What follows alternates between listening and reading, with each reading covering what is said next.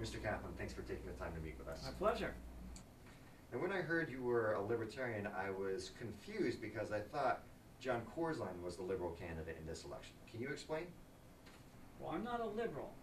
I'm a libertarian. I believe in individual liberty. So as a libertarian, do you identify with more the Republican or Democratic parties? Neither.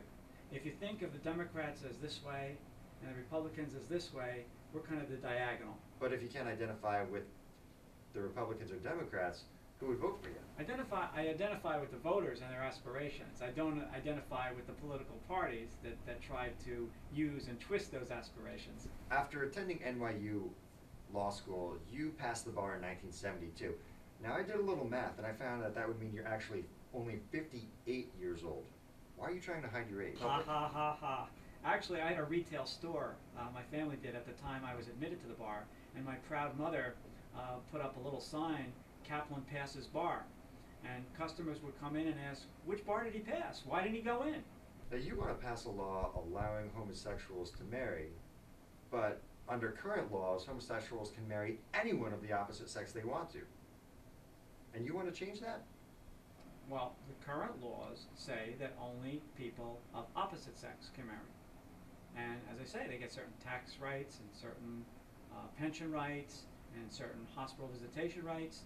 And the civil union law that was passed theoretically was supposed to give same-sex couples the same rights and privileges, but it never did, because people don't understand that. They don't understand civil unionized. On your website, you say that an attack on any one of the Bill of Rights is an attack on all of them. And since the First Amendment promotes individual freedoms, doesn't that mean that allowing same-sex marriage would infringe on those personal beliefs and freedoms? Well, a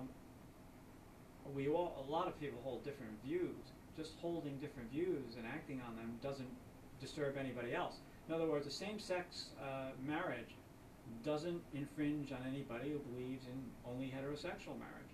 All right? It doesn't affect their family life. It doesn't affect how they raise their children. It just gives this other couple an opportunity to do the same things, to do what's best for their kids. I mean, I happen to have a son who's gay, and someday when he finds the right person, I'd like him to be able to settle down and be married. And I think all parents want that for their children. And they don't like their children being singled out and treated differently, whether it's because of their sexual orientation or their race, religion, or anything else. You want to allow marijuana to be legally purchased and legally grown. How about sold?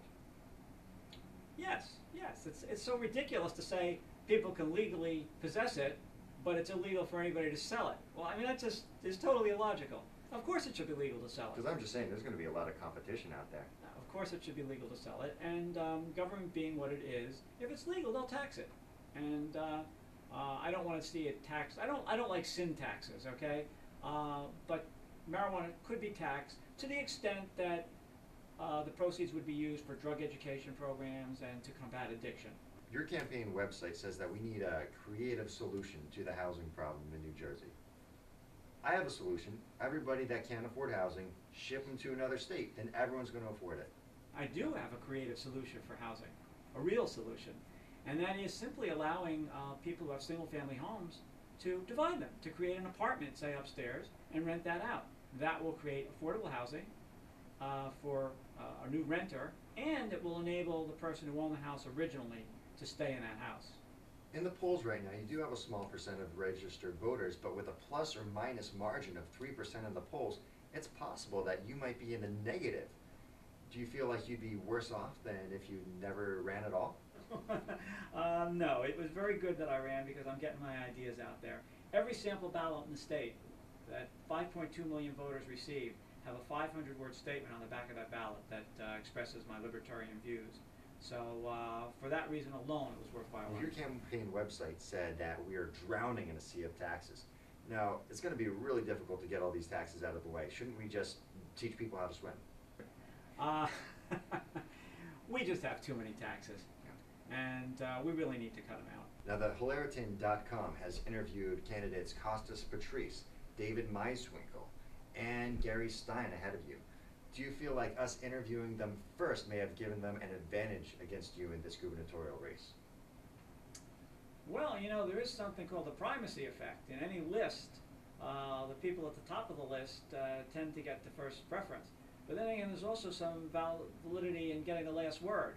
So I think it's the people stuck in the middle that get short shrift. So, so put me at the beginning or put me at the end. Mr. Kaplan, thanks for being with us. Pleasure, Dave. Thanks for coming. The traditional parties, the Democrats and Republicans, are all about grabbing power and keeping in office. They want to stay in office and they want to wield power. They want to dispense patronage and jobs. And power corrupts. That's why there's so much corruption in New Jersey government. These people have far too much power. We need a much smaller government, and a government that is basically the prime defender of individual rights rather than the prime violator of individual rights.